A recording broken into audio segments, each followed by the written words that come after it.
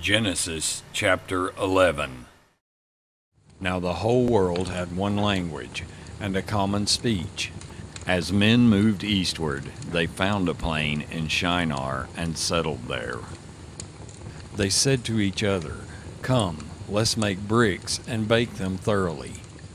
They used brick instead of stone and tar for mortar. Then they said, "Come, let us build ourselves a city with a tower that reaches to the heavens, so that we may make a name for ourselves and not be scattered over the face of the whole earth."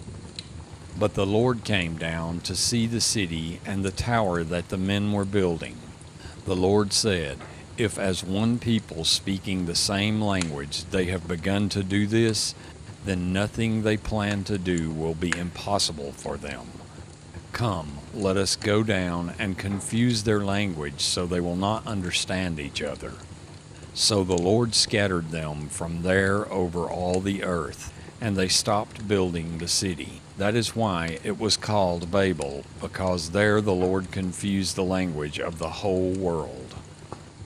From there the Lord scattered them over the face of the whole earth. This is the account of Shem.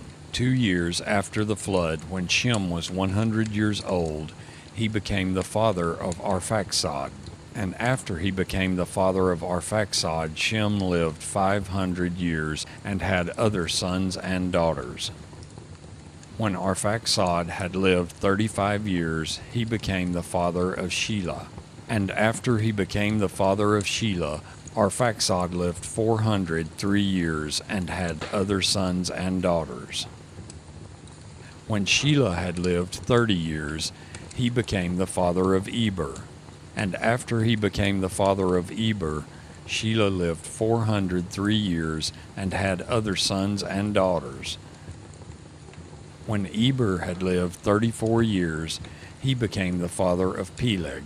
And after he became the father of Peleg, Eber lived 430 years and had other sons and daughters. When Peleg had lived 30 years, he became the father of Reu. And after he became the father of Reu, Peleg lived 209 years and had other sons and daughters.